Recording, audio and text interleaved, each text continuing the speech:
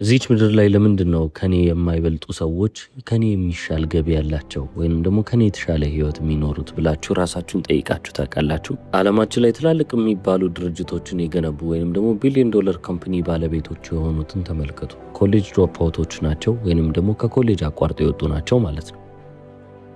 ታዲያ አሁን እናንተ ህይወታችሁን ሙሉ ተምራችሁ ጥሩ ውጤት አምጥታችሁ ጥሩ ህይወት ትኖራላችሁ እየተባላችሁ ያደጋችሁ ሰዎች ናችሁ። ዲግሪ ኖራችኋል፣ ማስተርስም አለ።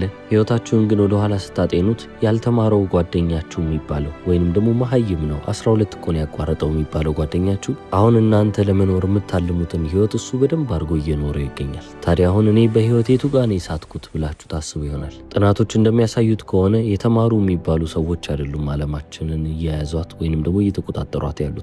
አሜሪካ ውስጥ በተሰራ ጥናት መሰረት አሜሪካ ውስጥ ያለ ሚሊዮነር እንዳለ አቨሬጅ የሚባለው ውጤቱ 2.9 GPA ነው ይላሉ። ስለዚህ እናንተ ምናልባትም ጥሩ የሚባል ተማሪ ነበራችሁ። ህይወታችሁን ግን ስትመለከቱት እናንተ የምትመኙትን ህይወት እየኖራችሁ አይደለም። ስለዚህ ምክንያቱ ምንድነው ካላችሁ እነዛን ምክንያቶች በዚህ ቪዲዮ እናያለን።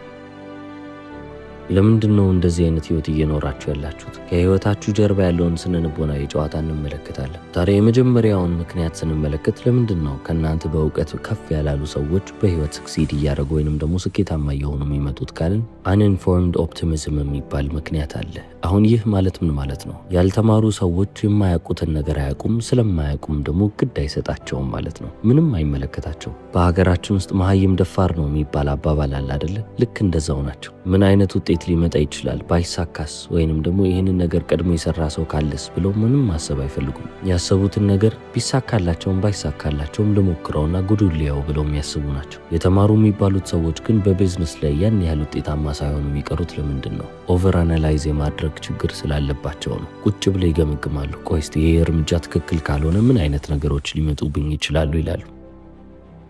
አብዛኛው አናሊሲስ የሚመጣው ደግሞ ከጥርጣሬ የመነጨ ይሆናል። ይሄ ነገር ባይሳካስ፣ እኔ ይህን ነገር ማድረግ ባልችልስ የሚል አመለካከት ይዟቸው ነው የሚጀምሩት። ለኢሞሽናል ሳይክል ኦፍ ቼንጅ የሚባል ነገር አለ። የሰው ልጅ ትልቅ የሚባል ውሳኔን ወይንም ደግሞ ትልቅ የሚባል የህይወት ለውጥን ሲያደርግ የሚያጋጥመው የስሜት ከፍታና ዝቅታ ወይንም ደግሞ ኢሞሽናል ሮለር ኮስተር ብላችሁ ያዙት። ስለዚህ በመጀመሪያ ደረጃ የሚያጋጥማችሁ አንኢንፎርምድ ኦፕቲሚዝም የሚባለው ነው። ስለዛ ነገር ምንም የምታውቁት ነገር የለም፣ ነገር ግን ስለዛ ነገር የሚሰማችሁ ስሜት ፖዚቲቭ ነው ወይንም ደግሞ ጥሩ ነው ማለት ነው። አብዛኛው ሰው የሚነሳው ከዚህ ነጥብ ነው ማለት ይቻላል። ጥናቶች እንደሚያመለክቱት ከሆነ 93% የሚሆኑት አሜሪካ ውስጥ ያሉ ሹፌሮች ራሳቸውን ከተራ ሹፌር ከፍ አድርገው እንደሚመለከቱ ያሳያል። በጥበባቸው ወይንም ደግሞ በክህሎታቸው እኔ የተሻልኩ ነኝ፣ ከሹፌሮች ሁሉ የላኩ ነኝ ብለው እንደሚያስቡ ነው የሚያሳየው። ነገር ግን እውነታውን ከተመለከትን ትክክል ነው ወይ ካለን አይደለም። ይህ ዳኒንግ ክሩገር ኢፌክት ይባላል። አብዛኛው ሰው እሱ ከሆነው በላይ እንደሆነ የሚያስብበት መንገድ ነው።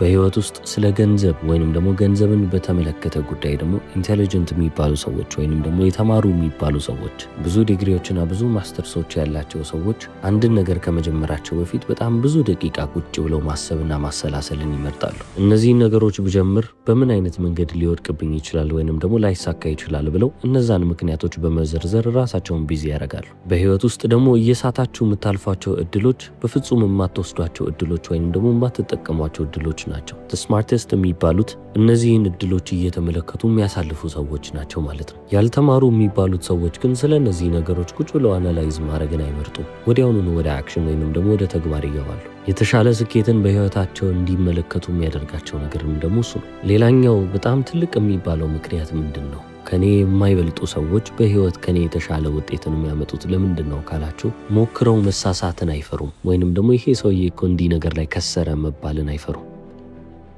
በጣም የተማሩ የሚባሉ ሰዎች ግን ፌሊየርን ወይንም ደግሞ ይሄ ሰው እኮ ይህንን ነገር ለመስራት ሞክሮ አልቻለም መባልን አይፈልጉም። አብዛኞቹን ሰዎች ከተመለከታችሁ የሚያስፈራቸው ነገር ውድቀት ሳይሆን ወደቀ መባል ነው። ስማርተስት የሚባሉትን ሰዎች ደግሞ ካያችሁ እንደ አይደንቲቲያቸው የሚጠብቁት ነገር የለም። በቃ ስማርት መሆናቸው ወይንም ደግሞ ጎበዝ መሆናቸው ከአይደንቲቲያቸው ጋር ወይንም ደግሞ ከማንነታቸው ጋር የተጣበቀ ነው። ስለዚህ እነሱ ፌል ያደረጉ ወይንም ደግሞ በሰዎች አይን የሰሩት ነገር የወደቀ ነገር ሆነ ማለት እነሱ ያንን አይደንቲቲ ያጡት ማለት ነው። በዶክተር ካሮል የተጻፈው ማይንድሴት የተባለው መጽሐፍ ላይ በዚህ ርዕስ ላይ ስለተሰራ ስለ አንድ ጥናት ትነግረናለች። ከልጅነታቸው ጀምሮ ዩር ስማርት እየተባሉ ያደጉ ልጆች ወይንም ደግሞ ጎበዝ ነህ፣ አንተ እኮ ከሌሎች የተሻልክ ነህ፣ የማሰብ ችሎታ የላቀ ነው እየተባሉ ያደጉ ልጆች በህይወት የሆነ ነጥብ ላይ ሲደርሱ ቻሌንጂንግ የሆነ ማንኛውንም ነገር አቮይድ ማድረግ የሚጀምሩ ልጆች ይሆናሉ። ከባድ ነገርን ይሸሻሉ ማለት ነው። ለምን ካላችሁ ያንን የስማርት ኪድ አይደንቲቲ የተቀበሉ ሰዎች ስለሆኑ ነው። ስለዚህ ስማርት ናቸው፣ ጎበዝ ናቸው ተብሎ አድገዋሉ።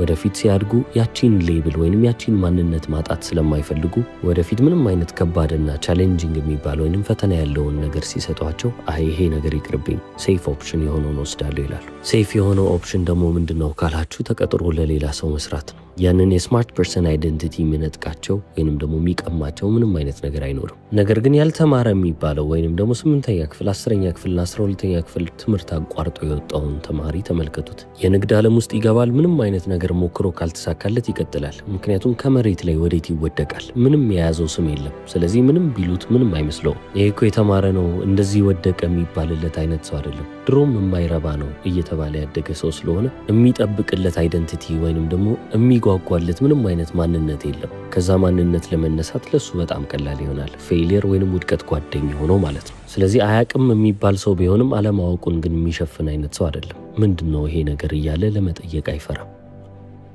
ስማርት የተባለውን ሰው ግን ብትመለከቱት በጣም ቀላል የሚባለውን ጥያቄ ለመመለስ በጣም ይፈራል። ምክንያቱም ብሳሳትስ የሚል ሀሳብ አይምሮ ላይ ስላለ ለዛች አመለካከት ለዛች አይምሮ ነው እየሰራ ያለው። ስለዚህ ዓለማችን ላይ ስማርተስት የሚባሉ ሰዎችን መመልከት ከፈለጋችሁ መውደቅን የማይፈሩ ሰዎች እንደሆኑ ልብ በሉ እንጂ ዲግሪና ማስተርስ በያዘ እንዳልሆነ ወቁ። ሞኝ ላለመምሰል ብለው መጠየቅ የሚፈልጉትን ጥያቄ ሳይጠይቁ የሚቀሩ ሰዎችን ከተመለከታችሁ እነዛ ሰዎች በጣም በትልቁ የተሸወዱ ሰዎች ናቸው። በህይወት ሩቅ የሚሄዱት አወቁ ቢባሉ እንኳን ሁሌም ቢሆን የማያውቁትን ነገር እንዴት ነው ይሄ ነገር የሚሰራው ብሎ መጠየቅን የማይፈሩ ሰዎች ሲሆኑ ነው። ስለዚህ 2 ጥያቄዎችን ለራሳችሁ ልጠይቁ ይገባል። የመጀመሪያው ነገር እኔ ሞኝ ነህ ላለመባል ወይንም ደግሞ ይህንን እንዴት አያውቅም ላለመባል አቮይድ እያደረግኩ ያለሁት ወይንም እያስወገድኩ ያለሁት ነገር ምንድን ነው? ሰዎች የሚሰራውን ነገር አያውቅም ይሉኛል ብዬ ለመጀመር የፈራሁት ነገር ምንድን ነው ብላችሁ ራሳችሁን ትጠይቃላችሁ። ሁለተኛው ጥያቄ ምንድነው ካላችሁ ማንን ለማስደመም እየሞከራችሁ ነው? ያንን ነገር ባለማድረግ ማንን ለማስደሰት እየሞከራችሁ ነው? ይህንንም ለይታችሁ እቁ።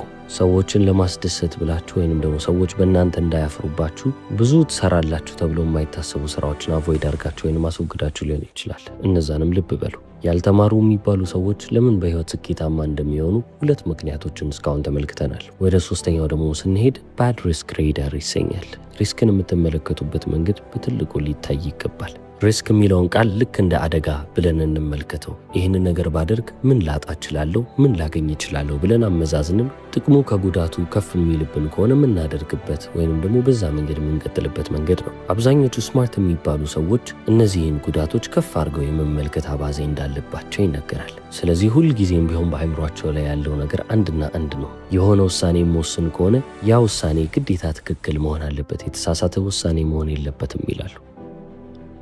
ነገር ግን ዋና ሊያሳስባቸው የሚገባው ነገር ውሳኔን ወስነው መራመድ መቻላቸው ነው እንጂ ትክክል ሆነ አልሆነ በኤክስፒሪየንስ ወይንም በተሞክሯቸው ቢያውቁት ይሻላል። ምክንያቱም ትክክለኛ ውሳኔ መሆን አለበት ብለው ባሰቡ ቁጥር በጣም ሴፍስት የሚባለውን ኦፕሽን ነው የሚወስዱት ወይንም ደግሞ በጣም የተረጋገጠ የተባለውን ነገር ብቻ ለማድረግ ክፍት የሆኑ ሰዎች ይሆናሉ። ለእነዚህም አይነት ሰዎች ጊዜ የሚባለው ነገር ትልቅ የሚባል ቀጪያቸው ይሆናል ማለት ነው። በጊዜ ሂደት እየተቀጡ ይመጣሉ። ቀጪው ማን ነው? ጊዜ። የሚቀጡበት ነገር ምንድን ነው? ጸጸት። በህይወታችን ውስጥ እንደዚህ አይነት ሰዎች አሉ ወይንም ድርጅቶች አሉ ካልን ትላልቅ ኮርፖሬሽኖችን ማንሳት እንችላለን። የአሁን መቼስ የማያውቀው ሰው የለም። በ90ዎቹ መጨረሻና በ2000ዎቹ መጀመሪያ ላይ እንደ ያሁ አይነት ትልቅ የሰርች ኢንጂን ድርጅት አልነበረም ነበር። ነገር ግን በዛን ጊዜ ጉግል የሚባል ድርጅት ተመስርቷል። ስለዚህ ለያሁ.com አንድ ምርጫ ይቀርብላቸዋል። ጉግል የተባለውን ድርጅት $1 ሚሊዮን ትገዙታላችሁ ወይ የሚል ኦፕሽን መጣላቸው። የአሁን የሚመሩት ሰዎች በጣም ስማርተስት የሚባሉ ናቸውና ይህን ሪስክ መውሰድ አልፈለጉም። አደጋው ሊበልጥ ይችላል ብለው አይቅርብን አሉ። አስቡት እንግዲህ ይህ በፈረንጆቹ አቆጣጠር በ1998 ዓ.ም ነው። $1 ሚሊዮን ብቻ።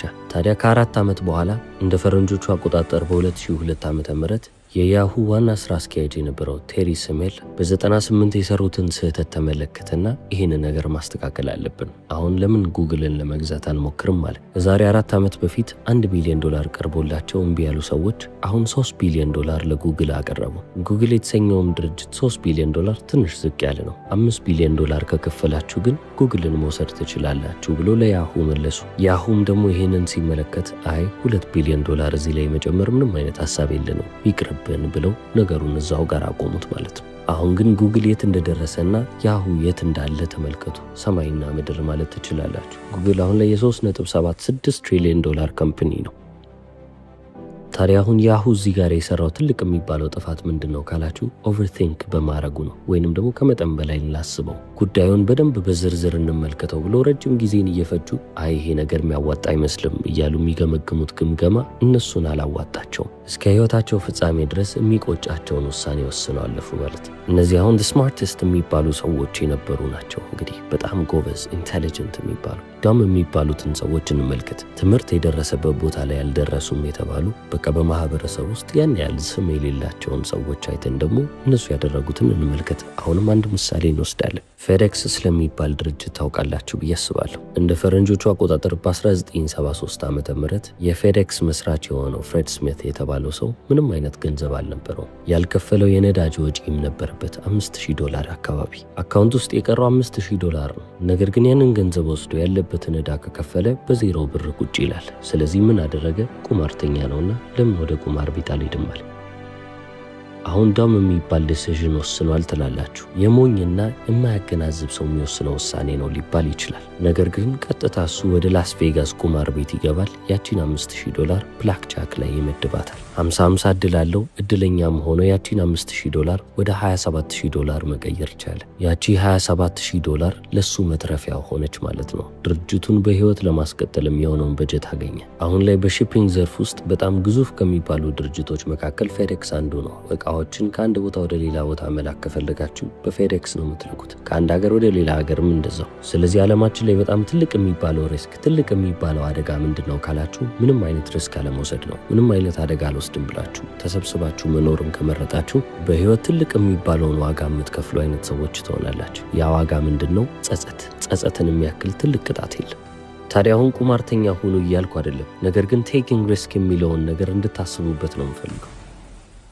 ስለዚህ ምንም አይነት ሪስክን ከመውሰዳችሁ በፊት ያንን ሪስክ እንዴት መውሰድ እንዳለባችሁ ማወቅ መቻል አለባችሁ። 3 ጥያቄዎችን መመልከትም እንችላለን። አሁን ላይ እዚህ ነገር ላይ ኢንቨስት ባደርግ እማጣው ነገር ወይንም ደግሞ የሚያስፈራኝ ነገር ምንድን ነው ብላችሁ ትመለከታላችሁ። ከዚህ በተጨማሪም ደግሞ እዚህ ሪስክ ለወስድበት ያሰብኩት ገንዘብ ከዓመታዊ ገቢዬ ላይ ምን ያህል ይሆናል ብላችሁ ደግሞ ትመለከታላችሁ። እስከዛሬ ድረስ የሰራችሁት እንዳላጠራቅማችሁ የምትወስኑት ውሳኔ ነው ወይንስ ደግሞ ከገቢያችሁ ላይ የተወሰነ ፐርሰንት ይሆናል? ሶስተኛው ደግሞ በጣም አሪፍ የሚባለው ጥያቄ ነው። መቼም ቢሆን እንደማትወድቁ ብታውቁ ያንን ሪስክ ተወስዱት ነበር ወይ? ስለዚህ እነዚህን ጥያቄዎች ነው እየተመለከታችሁ በህይወታችሁ ውሳኔዎችን መወሰን ያለባችሁ። ጂም መግባት ትፈልጋላችሁ፣ ነገር ግን ኮንሲስተንት አይደላችሁ። የበለጠ ወጥነት እንዲኖራችሁ ወይንም ደግሞ ወጥ ሆናችሁ ጂማችሁን መስራት የምትፈልጉ ከሆነ እናንተ የምትከፍሉት ክፍያ ከፍ ማለት አለበት። ለጂም ሜምበርሺፕ $20 የሚያወጣ ሰው በወር $250 ከሚያወጣ ሰው ሊሄድ አይችልም። እናንተ የምትቀጡት በጣም ብዙ እየሆነ በመጣ ቁጥር መሄድ ባትፈልጉ እንኳን ያወጣችሁትን ወጪ ተመልክታችሁ ትሄዳላችሁ።